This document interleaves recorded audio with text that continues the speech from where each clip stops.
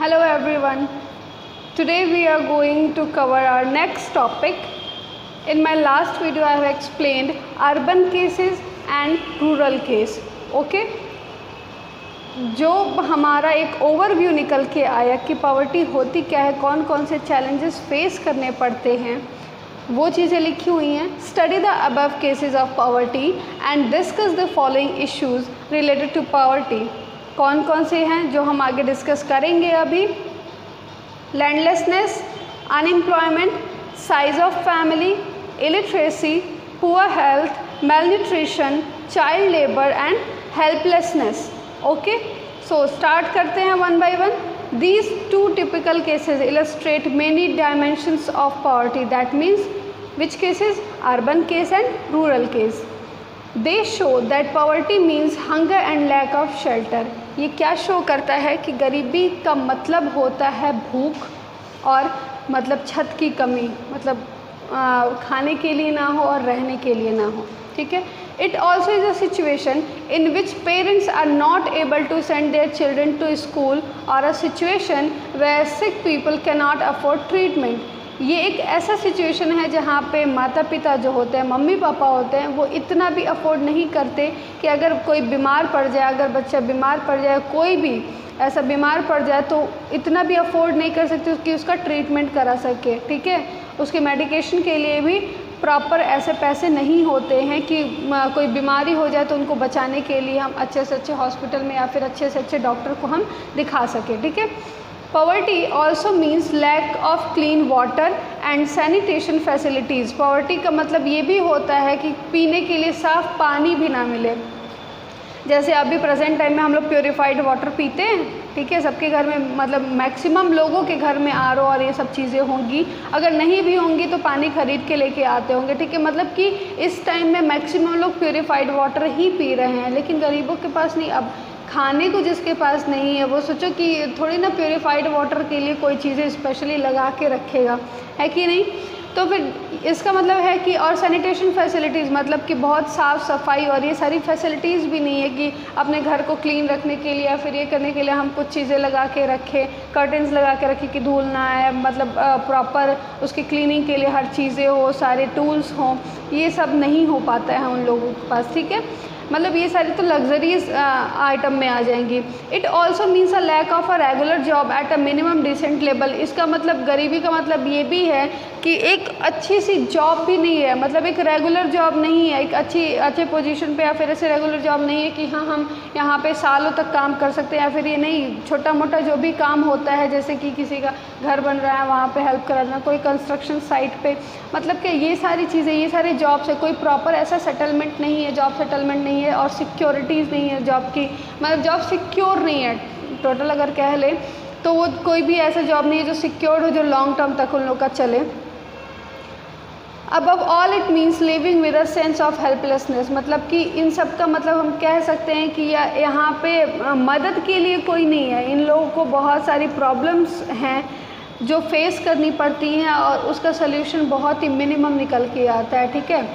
Poor people are in a situation in which they are ill treated at almost every place. ठीक है. Poor people का मतलब ऐसे लोगों का ऐसा सिचुएशन है कि हर जगह पे ऑलमोस्ट मतलब मैक्सिमम जगह पे इन लोग को इल ट्रीट मतलब कि उनके साथ दुर्व्यवहार किया जाता है, गलत बिहेव किया जाता है, मतलब कि दिखाया जाता है कि oh my god you are not belongs to our society और ये सब चीज़ें दिखा दी जाती हैं. तो थोड़ा सा उन लोग के अंदर ही होता है, उनके साथ ऐसी चीज़ें बिहेव की जाती हैं. ठीक है. आप भी कभी इस चीज़ को वॉच करना या फिर आप अगर ऐसा करते होगे तो प्लीज़ आगे से ये चीज़ मत करना. ठीक है. क्योंकि गरीबी कोई बहुत शौक़ से नहीं रखता, बहुत शौक़ से नहीं पालता कि हाँ अब तो मुझे गरीब होना और ऐसा कुछ नहीं है. वो उनकी मजबूरी है, उनके पास है नहीं वो सारी फैसिलिटीज़. ठीक है. उनके पास भी होगी तो सोचो कल को अगर उनके पास हो जाए और आपके पास ना हो, वही भी बिहेव आपके साथ किया जाए तो वो चीज़ें कैसी लगेंगी. ठीक है. तो ये तो और फ्रस्ट्रेशन वाली चीज़ें होती हैं. In farms factories in farms, factories, government offices, hospitals, railway station etc. obviously nobody would like to live in poverty, ठीक है। मतलब हर जगह पे इन लोग को ऐसी सिचुएशन में ऐसे ही ट्रीट किया जाता है और ऐसे किसी को भी गरीबी पसंद नहीं होती है, किसी की चॉइस नहीं होती है कि हाँ हम गरीब बन के रहेंगे, ठीक है। One of the biggest challenges of independent India has been to bring millions of its people out of abject poverty. अभी मैंने आप लोग को बताया था कि पूरे मतलब इतने करोड़ वाले लोगों में एटलीस्ट 30 करोड़ मतलब लमसम अराउंड 30 करोड़ लोग गरीब हैं जो पॉवर्टी लाइन में आते हैं। तो इंडिया का सबसे बड़ा एक चैलेंज एक यही है, कह लो तो एक ऑब्जेक्ट ये है कि मैक्सिमम से मैक्सिमम ऐसे लोगों को उससे गरीबी से बाहर निकाला जाए, ठीक है। Mahatma Gandhi always insisted that India would be truly independent only when the poorest of its people become free of human suffering, ठीक है। जैसे वो लोग सफ़र करते हैं, जैसे डेली ये सारी चीज़ें उनको फेस करनी पड़ती हैं। जो हमारे थे father of the nation Mahatma Gandhi जो थे, वो भी उनकी कोशिश यही रहती थी कि गरीबों को मैक्सिमम से मैक्सिमम चीज़ें प्रोवाइड की जाएँ कि वो भी जैसे हमारा स्वतंत्र जो भारत है उसमें भी वो फ्रीली रह सके। वो नहीं रह पाते हैं, वो यहाँ पे भी उन लोगों को नीचा दिखाया जाता है या फिर ऐसे बहुत सारी चीज़ें फेस करनी पड़ती हैं, ठीक है। तो बहुत सफ़र करते हैं ऐसे लोग। Poverty as seen by social scientist, ठीक है। नेक्स्ट टॉपिक है ये, since poverty has many facts social scientist look at it through a variety of indicators, ठीक है। सोशल साइंटिस्ट जो हैं सोशली बहुत सारी चीज़ें ऐसी हैं जो इंडिकेट करती हैं कि क्या है पॉवर्टी।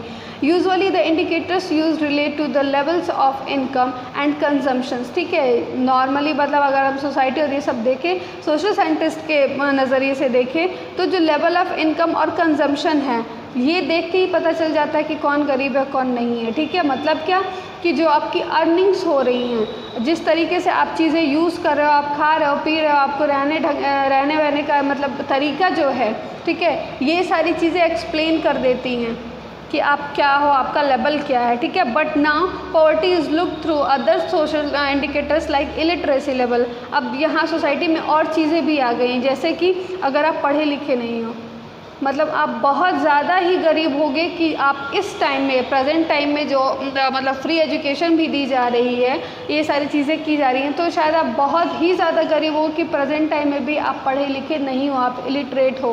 क्योंकि मुझे नहीं लगता कि अगर मतलब मैक्सिमम जगह पे गवर्नमेंट स्कूल्स खोले जा रहे हैं, अच्छे अच्छे टीचर्स वहाँ पे अपॉइंट किए जा रहे हैं, ठीक है, तो वहाँ पे और ऊपर से फ्री एजुकेशन है, आपको बहुत सारी फैसिलिटीज़ वहाँ पे दी जाती हैं, मिड डे मील है, बहुत सारी चीज़ें दी जाती हैं वहाँ पे, ठीक है।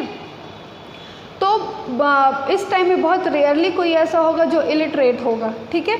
lack of general resistance due to malnutrition, lack of access to health care, lack of job opportunities, lack of access to safe drinking water, sanitation etc.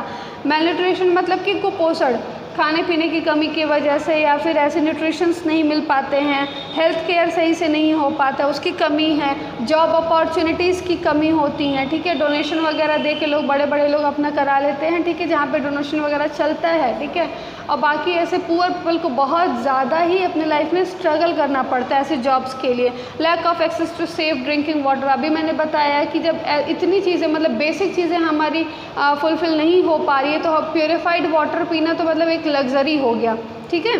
Sanitation access, सफाई वगैरह, इन सब चीज़ की कमी होती है। Analysis of poverty based on social exclusion and vulnerability is now becoming very common, ठीक है। जो ये डिफरेंसेस किए जाते हैं, ठीक है, जो आलोचनाएं की जाती है, वल्नरेबिलिटी दैट में उसका मतलब होता है, ठीक है, ये सारी चीज़ें जो हैं वो बहुत कॉमन है कि पुअर पीपल के साथ ऐसी चीज़ें मतलब ट्रीट की जाती है, ठीक है। सोशल एक्सक्लूजन क्या होता है? According to this concept poverty must be seen in terms of the poor having to live only in a poor surroundings with other poor people, ठीक है। इस कंसेप्ट के अकॉर्डिंग जो पॉवर्टी है मतलब ये क्या दिखाई दे कि मतलब उनके अगल बगल वाले लोग भी, जैसे कि जो सराउंडिंग्स है, एक इन लोगों का ग्रुप बन गया है, ठीक है। मतलब कि इसका ये सोशल एक्सक्लूजन क्या कहलाता है कि हमेशा ऐसे टर्म में देखी जाती है कि एक पूरा चारों तरफ का जो एटमॉस्फेयर वो भी इन्हीं टाइप के लोगों से घिरा हुआ है, इन लोग का एक सोसाइटी में एक ग्रुप बन जाता है, कहीं पे भी आप सिटी में देखते होंगे एक ऐसा एरिया जहाँ पे इस टाइप के लोग रहते होंगे। और better of people in a better surrounding, ठीक है, और अच्छे जो मतलब अच्छी जिनकी लाइफस्टाइल है और ये लोग अच्छे अच्छे जगहों पे रहते हैं, अच्छे एटमॉस्फेयर पे रहते हैं, उन लोग की कॉलोनी ही अलग होती है, ठीक है, उन लोग की सोसाइटी ही अलग होती है। Social exclusion can be both a cause as well as a consequences of poverty in the usual sense, ठीक है। जैसे कि आप लोग बेसिक होता है ना कि मम्मी लोग कहती हैं अच्छे बच्चों के साथ बैठा करो, अच्छे बच्चों के साथ रहा करो, क्यों बोलती हैं? क्योंकि साथ में रहने से, खाने पीने से, मतलब साथ में तो बगल वाले की कुछ चीज़ें हमारे अंदर अपने आप आ जाती हैं। ये चीज़ तो है, मतलब ये साइकोलॉजिकली प्रूव्ड है कि जिसके साथ हम रहते हैं, ठीक है, जैसी हमारी सराउंडिंग्स होती हैं हमारी ग्रोथ भी वैसी ही होती है। इसीलिए सारे पेरेंट्स, मैक्सिमम पेरेंट्स क्या बोलते हैं कि अच्छे बच्चों के साथ बैठा करो, मैम इसको अच्छे बच्चों के साथ आप रखा करिए, ये जो बच्चे शैतानी करते हैं उसके साथ रहता है तो ये भी शैतान होते जा रहा है, बहुत बदमाशियाँ इसके बढ़ गई हैं, ये सारे कमेंट आते हैं ना, सारे कंप्लेंट्स आते हैं। तो ये सब इसी चीज़ की वजह से होता है। ये यही है कि मतलब कह लो तो एक यही रीज़न भी है कि पॉवर्टी और होती जा रही है। क्यों? क्योंकि उनको समाज से बिल्कुल छाट दिया गया कि भैया आप गरीब हो, आप इस सोसाइटी में नहीं रह सकते, ठीक है, तो उनकी सराउंडिंग्स भी वैसे ही बन गई हैं। It is a process through which individual और group are excluded from facilities, benefit, opportunity that offers that others they are better enjoy, ठीक है। ये सारे लोग जो अपॉर्चुनिटीज़ आती हैं, जो बेनिफिट्स दिए जाते हैं, जो फैसिलिटीज़ दी जाती हैं उन लोगों को, तो बहुत सारे मतलब हमारे जो हैं हमारे prime minister mister Narendra Modi ji, वो क्या अब जो भी चीज़ें इतनी सारी स्कीम्स और ये सब निकालते हैं, अब तो बहुत ज़्यादा इम्प्रूव हो गया है कि ये सारे डायरेक्ट पुअर पीपल के पास पहुँचे, ठीक है, अब ये चीज़ें अवेलेबल। बट पहले ऐसा कुछ बहुत कम ही देखने को मिलता था कि जो स्कीम्स उन लोग के लिए लाई गई हैं वो पूरा का पूरा 100% उनकी तरफ बढ़े, उनको मिले वो चीज़, ठीक है। A typical example is the working of the caste system in India in which people belonging to certain caste are excluded from equal opportunities। जैसे हमेशा से ये देखा गया है कुछ कास्टिज्म होता है जो कि पर्टिकुलर एक कास्ट ग्रुप वाले लोग ये चीज़ नहीं कर सकते, वो काम नहीं कर सकते। जैसे कि ये बहुत पहले होता था कि ब्राह्मण वाले लोग हैं वो सिर्फ पढ़ाई लिखाई कर सकते हैं, जो क्षत्रिय हैं वो सिर्फ लड़ाई करेंगे, या फिर जो वैश्य और शूद्र वाले में आते हैं उन लोग को पढ़ाई का और ऐसा कुछ नहीं था, वो उनके अंडर रह के ही काम करते थे। जो भी करना होगा उनको वो उनके अंडर रह के काम करना होगा। अभी भी बहुत सारी जगह हैं जहाँ पे ये चीज़ फॉलो की जाती है कि जो कास्टिज्म है वो कास्ट को लेके चला जाता है कि कई अपॉर्चुनिटीज़ ऐसी होती हैं, कई सारे ऑफर्स और ये सारी चीज़ें होती हैं जो उनको नहीं दी जाती हैं, ठीक है, due to their caste only, ठीक है। Social exclusion thus may lead to but can cause more damage than having a very low income, ठीक है। अब ऐसे लोग जब 30 करोड़ जनता हमारी जब ऐसे ही रहेगी तो आप सोचो कि हमारे इंडिया का ग्रोथ कहाँ जाएगा, ठीक है। हमारी इनकम, इन लोग की इनकम भी तो नहीं हो रही है ना। अगर इनको भी आप फैसिलिटीज़ दोगे, अपॉर्चुनिटीज़ दोगे तो ऑब्वियसली वो लोग भी कुछ करेंगे, ठीक है। तो अगर वो करेंगे तो इनकम लेवल भी उन लोग का बढ़ेगा और हमारे देश का भी इनकम लेवल बढ़ेगा, ठीक है।